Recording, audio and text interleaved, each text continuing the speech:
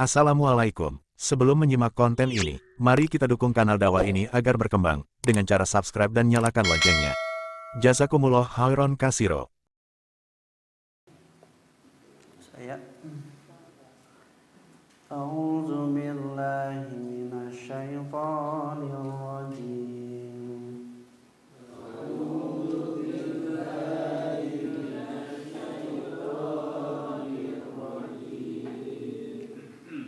Latublawunna fi amwalikum wa anfusikum.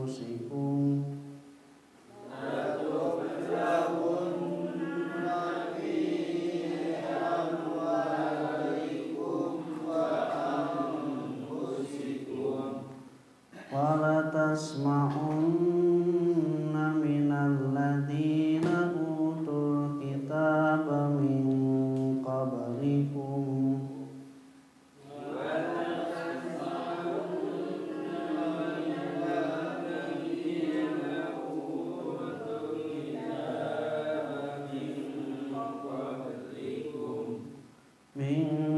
qablikum wa minal ladzina asyraku adan katsira.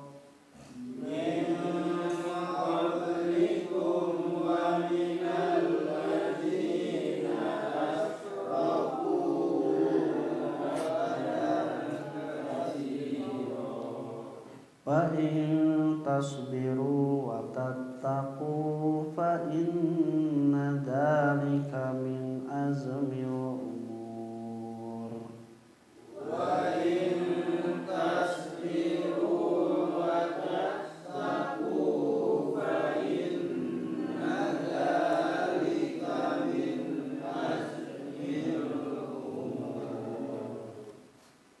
A'udzubillahi minasyaitonir rajim. Latublawunna, pasti kamu akan diuji, fi amwalikum, pada harta-harta kamu, wa anfusikum, juga diri-diri kamu, kalian. Wala tasma'unna, dan kamu pasti akan mendengar, minal ladzina utul kitaba, dari orang-orang yang diberikan Alkitab, min qablikum, sebelum kalian, wa minal ladzina asyraku, dan juga kamu akan mendengar dari orang-orang yang musyrik, adzan katsira, gangguan-gangguan yang banyak. Wa in tasbiru, tapi jika kamu bersabar, wa tattaqu, dan kamu bertakwa, fa inna dzalika, maka sesungguhnya yang demikian itu, min azmil umur, termasuk keutamaan atau urusan yang diutamakan.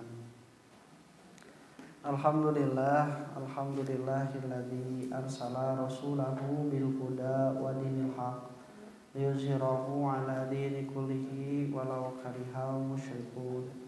Asyhadu an la ilaha illallah wahdahu la syarikalah wa anna Muhammadan abduhu wa rasuluhu alladzi la nabiyya ba'dahu, amma ba'du.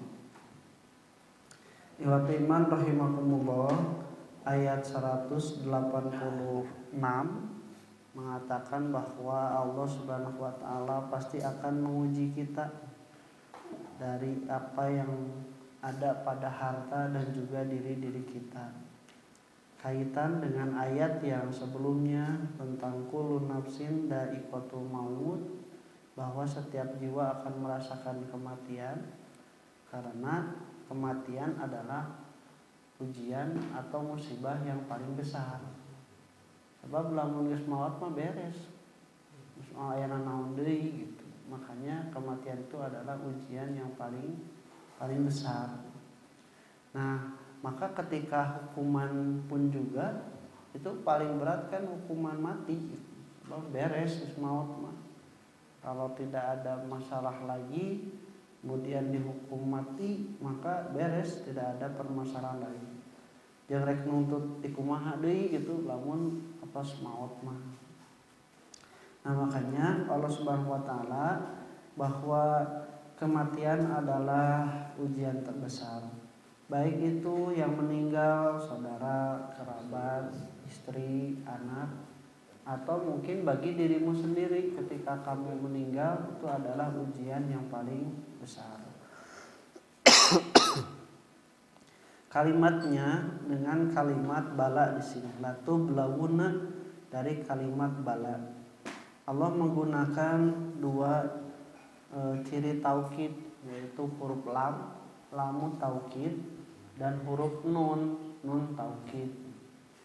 Jika ada dua taukid digunakan dalam balaghah itu berarti ini mustami'nya atau yang mendengar ada yang ingkar atau tidak percaya. Makanya kalau tidak percaya dia harus ditaukidkan dengan dua taukid. Kamu pasti akan benar-benar. Seperti kali ini beda kalau misalnya cuma satu. Kalau cuma satu mah biasanya mustami ragu. Benar gitu? Nya benar. Nah, sekali. Nah, kadang ada yang tidak memakai taukid karena mustami juga sudah percaya walaupun tanpa taukid. Nah, dalam ayat ini ada orang-orang yang tidak mempercayai atau ingkar dengan apa yang ditentukan oleh Allah Subhanahu wa taala dari ujian yang diterima. Matakna pas tumiba musibah teh yang pertama dirasakan, naha make kual ka abi, naha make kieu, lain kitu. Nah, jadi itu penerimaan pertama itu seseorang adalah merasa marah, tidak menerima apa yang terjadi. Dan akibat tidak menerima apa yang terjadi itu dia akan menyalahkan. Nyalahkeun saha? Nyalahkeun batur.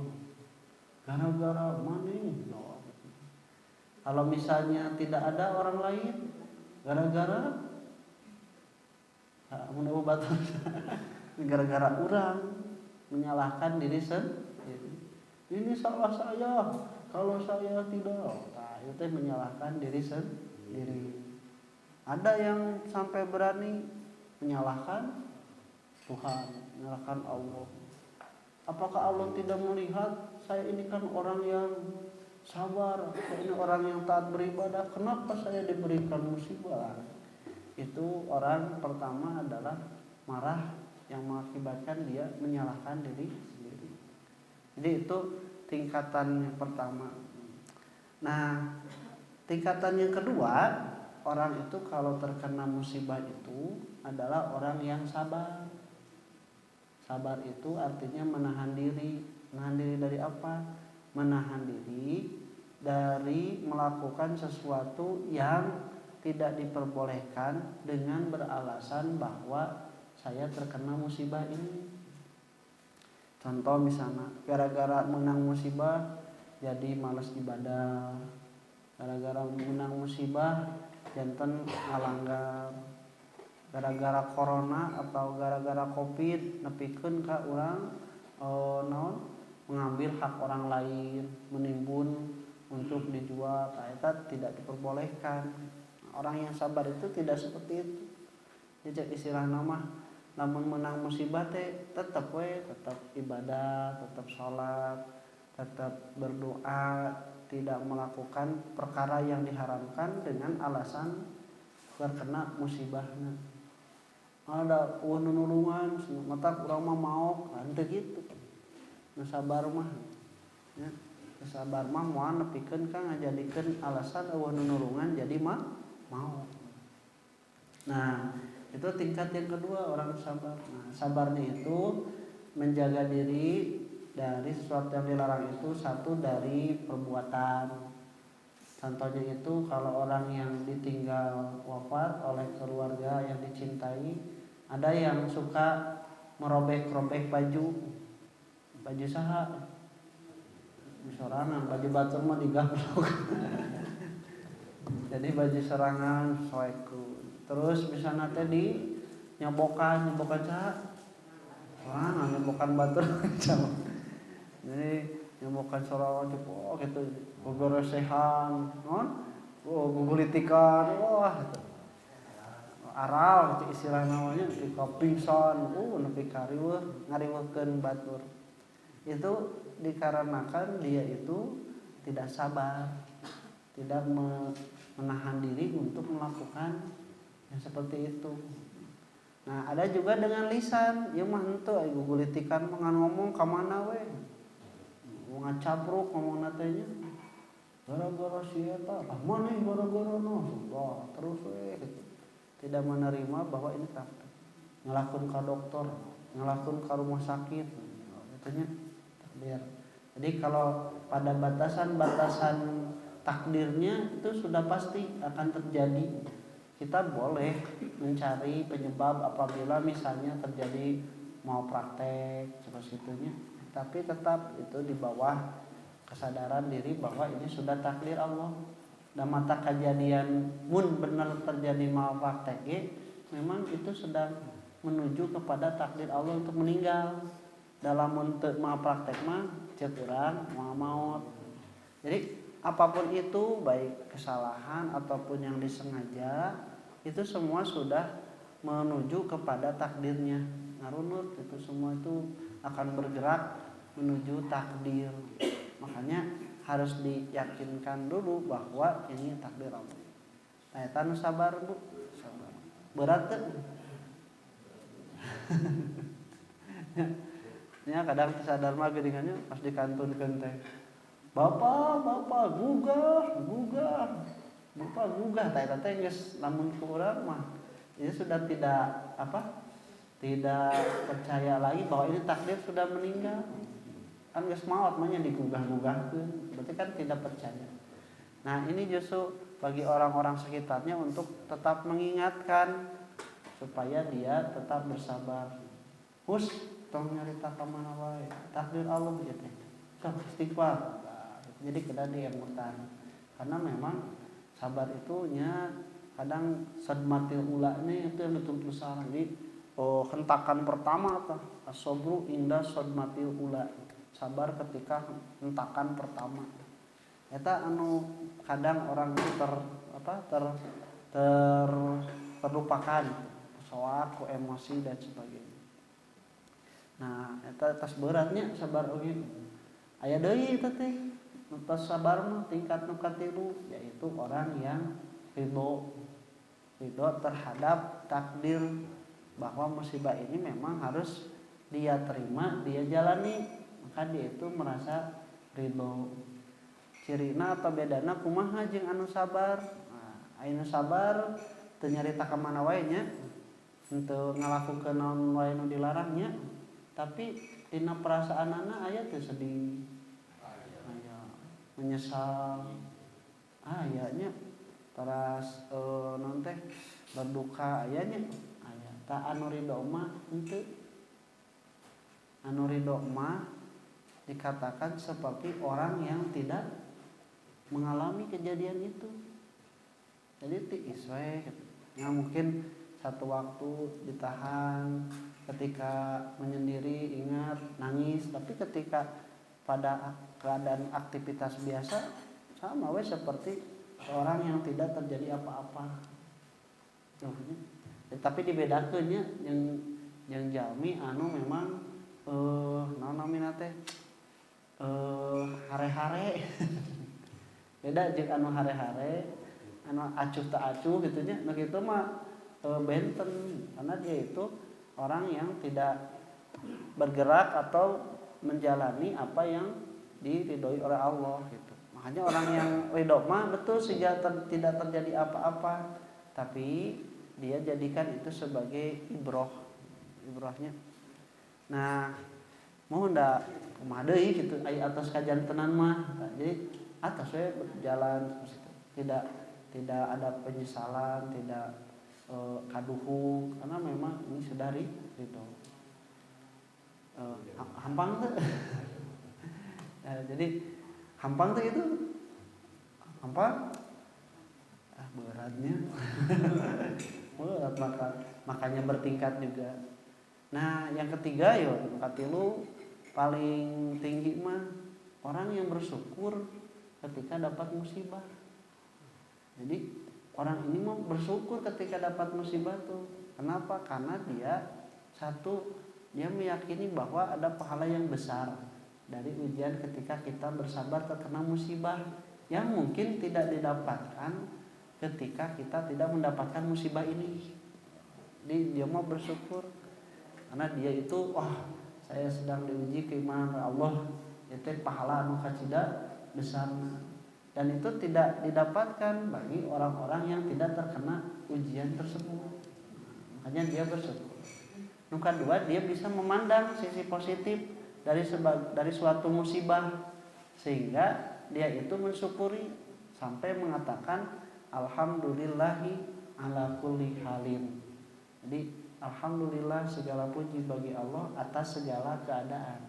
Jadi keadaannya betul itu tidak mengenakan, tapi dia bersyukur memuji pada Allah. Kenapa bisa bersyukur? Dia melihat sisi positif.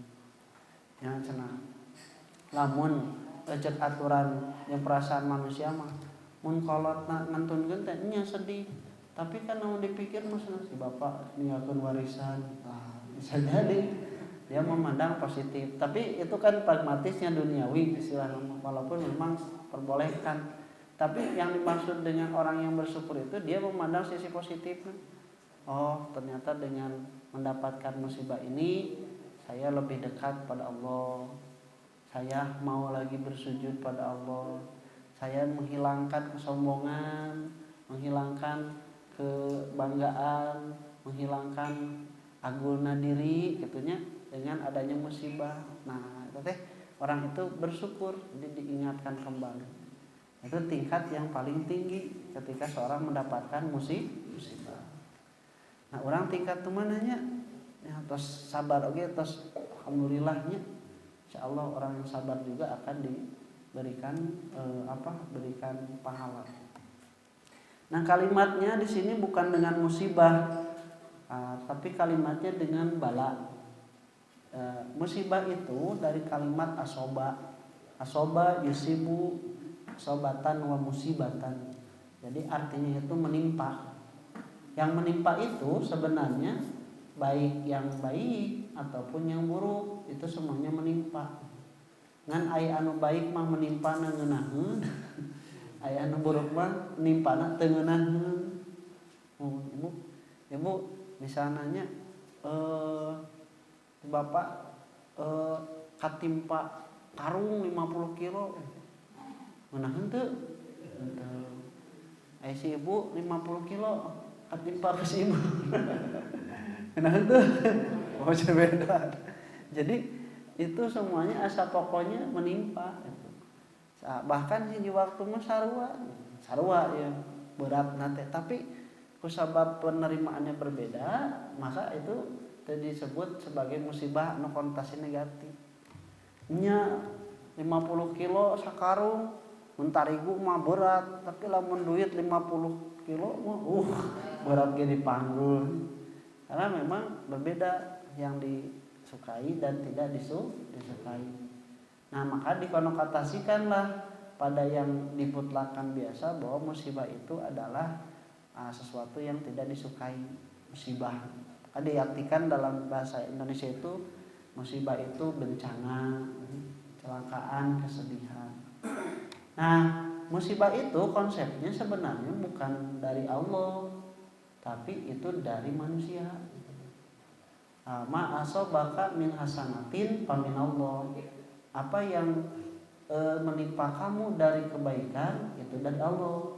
Jadi Allah mah masihan nu sararai. Ya, masihan nu sararai. Nepikeun ka anu karasa goreng ge sabenerna mah sae mun di pikiran mah. Ai poho sae awon. Poho sae awon. Poho teh kan Allah masihan poho. Saya awon. Saya. Kamu mau pohokeun. Jadi aya untung poho sagala nya. Neuker saung terus eut. Saya. Terus misalna teh nya indit batur teh arindit arulin urang poho anu arindit cilaka untung poho gitu. Atau misalnya dengan lupa itu seseorang justru merasakan kenikmatan karena kan jelema teh mengalami hidup tuh teu amis kabehnya, bahkan bisa jadi lebih banyak yang diingat bukan lebih banyak yang pahitnya, lebih banyak yang diingat tuh yang pahitnya karena nu pahit biasanya lebih napal tibatan amis. Nah tapi dengan adanya kita lupa nikmat hirup teh. Jadi poho geus dikantunkeun tuang enak deui. Coba lamun inget terus. Poho leungit duit tentunya urang semangat deui neangan. Coba lamun inget wae geus meunang ge ya menang 2 juta, mun anu 1 juta teu leungit 3 juta. Teu ngeunah 2 juta teh. Sabab inget tapi ku dipohokeun mah nikmat. Jadi suatu waktu lupa itu juga kenikmatan. Tapi lamun wama asobaka min musibatin min sayiatin, kalau yang menimpamu itu dari keburukan pamin nafsika, maka itu sebenarnya dari dirimu sendiri. Jadi musibah itu dari dirimu sendiri. Sehat di saha nu masihan sehat Allah, jadi gering ku saha yo ku Allah we. Nya Allah mate ta sadeka Allah berapa naros ka kapiraina teh ikeug-ikeugan Bu mapahna teh menang eta ieu asam urat nu jadi deui gara-gara nuang jengkol hus nuang jengkol mang aya jengkol anu abus kana bahan sorangan teu aya jadi salah saha jengkol lain salah abi tah kitu ngaku atuh ulah nyalakeun jengkol. Jadi masa Allah yarhamu tarang ngeluh daru masa rumasa resep kana sate kana gulai lamun dikarsakeun nyeri nya dilawaskeun we da urang anu nuang. Nah jadi itu akibat dari diri kita sendiri. Makanya kalau terjadi musibah itu emutan heula ke ieu teh nya naon anu salah tina paripola urang. Lamun gering teh mah nya abus angin kunaon bisa abus angin, hujanan, teu make jas, teu make minyak angin, teu dijeket, tuangna teu bener, tuangna telat. Tah eta ti saha gara-gara saha jadi gitu. Gara urang nya, gara-gara urang eta. Nah, tapi kalau misalnya semua faktor yang menyebabkan musibah itu terjadi kepada kita itu sudah kita hindari, tapi ternyata menimpa kepada kita, ti saha eta? Nembe ti Allah. Tinggal kumaha? Orang lamun naik motor teh sudah berjalan pada jalur yang benar, teu maling jalan batur. Terus jalan terus lalaunan api, lihat kiri kanan, motorna jag-jag, urang awakna sehat, teu nundutan.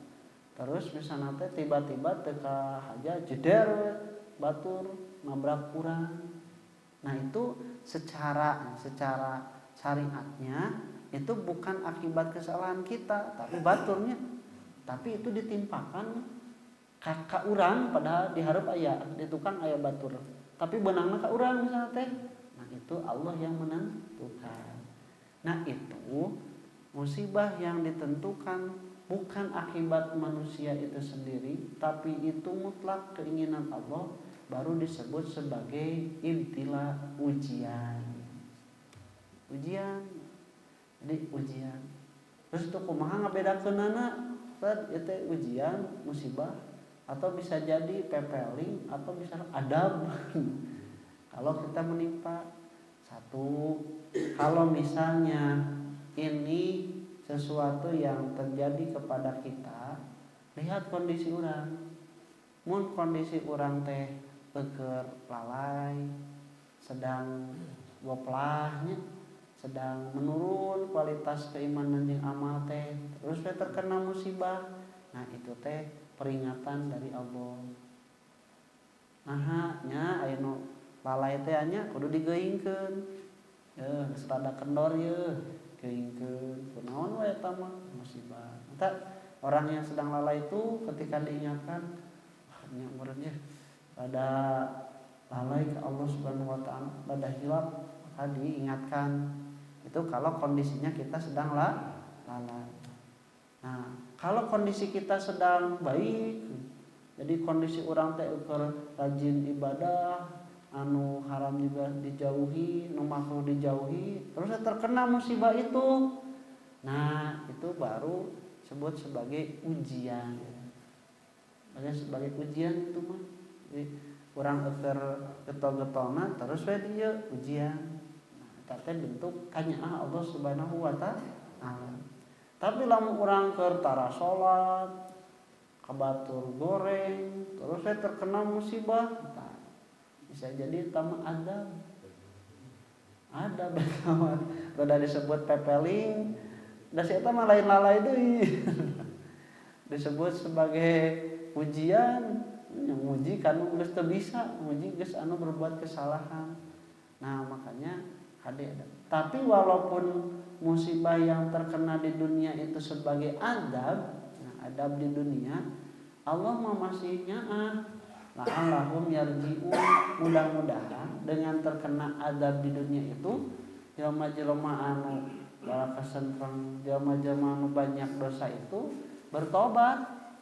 Jadi babalik pikir hijrah itunya insaf karena dia terkena adab tersebut.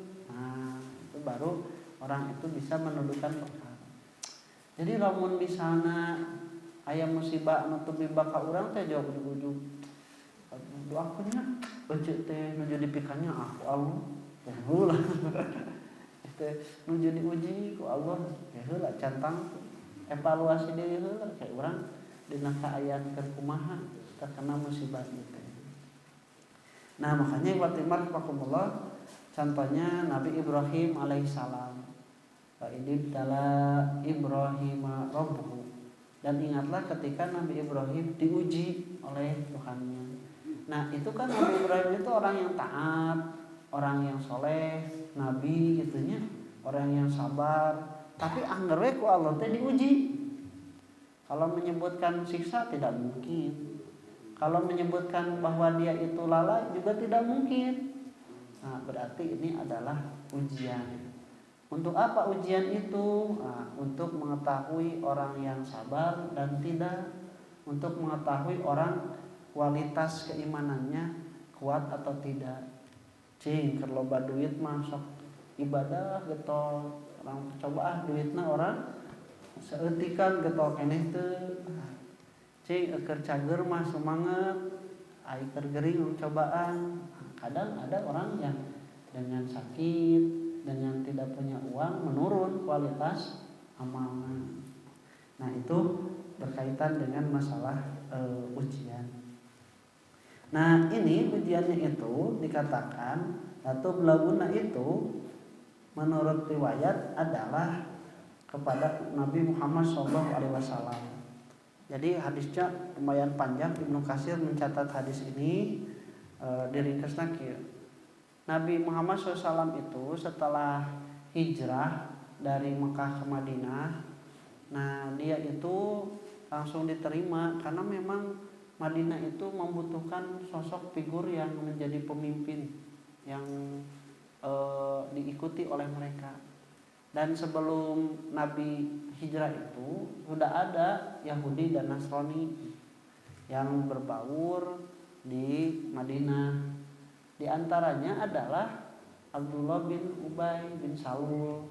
Nah, dia itu adalah tokoh Yahudi yang sudah dilulukan akan dipilih sebagai capres 2024. Kan dipilih katanya sebagai pemimpin Madinah. Sudah dilulukan. Tapi ternyata ketika datang Nabi Muhammad dan ternyata jauh mula-mulu dibandingkan kualitas Nabi Muhammad itu, maka Abdullah bin Ubay bin Salul itu istilah nama merasa tersisihkan, merasa tersingkirkan. Nah, kejadian ini terjadi sebelum dia pura-pura Islam. Jadi dia masih Yahudi kene. Kan Nabi oge baru hijrah dan umat Islam masih kecil. Jadi jeung Yahudi jeung Nasrani teh masing-masing can diperangan, can aya ieu, can aya piagam Madinah. Nah, kemudian pernah sedang berkumpul dia itu dengan orang-orang Yahudi dan orang-orang Madinah, datang Nabi Muhammad SAW. Kemudian pas datang Nabi dengan untana nya kebul untana teh nepikeun ka kebulna teh sampai pada orang yang sedang ngariung. Mun urang mah motor datang, motorna gandeng, kakak gandengan ka kebulan. Nah, terus weh amok Abdullah bin Ubay bin Salul teh da ieu keneh wani keneh nya. Cing atuh cenanya eta kebul seonta teh kaditu ulah cenah. Di siga nu ngewa bahasa urang. Nah, tapi ternyata para sahabat itu, orang-orang Madinah itu justru senang dengan kedatangan Nabi. Nah, sabab da anu ngebulan mah lain Nabi, onta. Ya, onta itu istilahnya. Terus kalaupun itu ontanya atas kendali Nabi, apa yang dibawa oleh Nabi itu lebih berharga jauh mula-melu tibatan ka kebulan. Ya, tibatan ka kebulan lebih berharga apa yang dikatakan dibawa oleh Nabi. Jadi nilainya gitu ka kebulan. Kemudian Nabi mengajak mereka mengajarkan Al-Qur'an dan mereka senang. Hasud nama geus aya oge tadi anggap tapi karena dia senang dengan apa yang dibawa oleh Nabi. Ubay bin Salul mah dugikeun ka nyembatkeun cenanya aditulah kami mah teu butuh kana ajaran anjeun cenanya ngebulan we gitu. Ubay bin Salul teh. Nah, maka turun ayat ini Nabi teh akan diuji juga dengan nyata dengan ahli kitab sebelum kamu. Jadi anu diharap-harap mah ngadukung ngarojong teh ahli kitab Yahudi Nasrani dan geus aya goler hoena yang sadatuk jeung Nabi Ibrahim, sadatuk ka Nabi Ibrahim. Tapi ternyata Yahudi Nasrani lah anu ngajejeleh ti heula. Nah, maka cek Allah teh kamu pasti akan diuji. Diuji. Nah, ieu alatas mauna minal ladzina utul kitaba min qablikum. Nah, sedangkan ujian itu ikhwati rahimakumullah berkaitan dengan ayat ini fi amwalikum wa anfusikum, ada yang mengatakan bahwa berkaitan dengan perang Uhud dan perang Badar. Di perang Badar dan di perang Uhud itu kamu dituntut dan diuji untuk mengeluarkan harta untuk mendorong jihad fisabilillah. Fi anfusikum heula, fi amwalikum heula, harta kalian dulu. Jadi kalian akan diminta harta kalian untuk berperang berjihad di jalan Allah. Harta hungkur teu cukup dipenta jeung jiwa anjeun. Diri anjeun kudu indit. Nah, dikersakeun kudu maot oge geus aya takdirna. Nah, itu tadi diuji Allah Subhanahu wa taala dengan tuntutan untuk berperang di Badar dan juga perang Uhud. Harta dipenta, nyawa dipertaruhkan. Nah, itu akan diuji berkaitan dengan perang Badar. Kata para ulama, kenapa diawalkan fi amwalikum dengan anfusikum? Nah, karena ujian dalam masalah harta itu lebih banyak dan lebih sering ketimbang ujian di diri. Gering mah teu unggal bulan ya, Bu. Tentunya, tapi dengan harta itu diuji tiap waktu. Diuji bagaimana eueuh teanganeun beunang bagikeun bikeun tahankeun kitu nya. Terus Bu aya jagaeun. Jadi harta itu terus menguji urang sadayana. Eueuh kudu diteangan, geus aya kudu dijaga, geus dijaga kudu dibikeun. Nah, itu teh harta mah terus itunya ujiannya lebih banyak, lebih sering ketimbang ujian terhadap jiwa. Jiwa mah seperti sakit, kemudian juga cacatan tubuh dan sebagainya. Nah, itu sudah dibahas di ayat yang sebelumnya walanabluwannakum. Nah, di Di ayat ini cuman fi amwalikum wa anfusikum, di ayat yang lain mah itu diperinci lebih jelas. Minal khauf wal ju'i wa naqsi minal amwal wal anfusi was samarat. Sanaos lamun diemut-emut mah nya lapar itu ujian, tapi justru ku lapar teh jadi nikmat. Ya. Tuang jeung asin jeung sambal nikmat teh lamun lapar. Tuang jeung daging setik tapi eungap lapar. Gak ibunya bapak kulem teh dina tembok, tembok tehnya kira-kira kayak gitu, tapi meni nikmat auger karek. Kusabab naon? Runduh capek. Ieu aya anu dinu kasur spring bed puluhan juta, uring gasana teh bisa sare. Ya, jadi nikmat tuh. Mata kenikmatan mah ku Allah lain dina spring bedna, tapi justru dengan ngantuknya, dengan capekna. Ya. Ku ieu mah puntennya gelandangan oge ninarikmat ulemna teh. Nah, urang nu boga insomnia, aduh dipikeun jangar. Tuang mun nikmat eta celebekan tinggal barangkali dina media sosial bekal teu boga misting terus diplastikan. Jadi bekal teh nuang teh tina plastik cacamuilan. Urang mah cantang tuh diberikan kenikmatan seperti itu. Nah, jadi ternyata nikmat itu kalau dibere dan bukan pada materialnya, tapi justru pada tunduhna, pada laparna, nya, pada tebogana. Nah, itu kalimat dengan bala. Fi amwalikum wa anfusikum, pada harta dan diri kalian. Nah, maka kata Ibnu Katsir, nah di sini dikatakan dengan kata lain, seorang mukmin itu harus diuji terhadap sesuatu dari hartanya atau dirinya atau anaknya atau istrinya. Punyanya. Nah, di ayat yang lain, ahasibanas ayutraku ayaqulu amanna wa hum la yuftanun. Apakah kamu mengira sudah mengatakan iman kamu akan dibiarkan tidak diuji? Tidak. Kalau kamu beriman, siap dengan ujian. Seorang mukmin mendapat ujian dari Allah itu sesuai dengan tingkatan kadar agamanya. Apabila agamanya kuat, maka ujiannya lebih dari yang lain. Mudah-mudahannya ku ayana kayak ujian teh menandakan diri kita itu keimanan amalnya itu lebih dari yang lain. Sanaos kudu nama kudu ngemut kana sadean nya. Supados naon, supados teu karasa berat teuing. Makanya kalimatnya nabluwannakum dengan jamak. Kami akan menguji kalian. Maksudna teh supaya teu karasa beratna sok tingali kabatur. Sing kuring dina nalika dikantunkeun murangkalih 2 hiji 3 tahun, hiji 2 tahun. Asa berat kitu nya.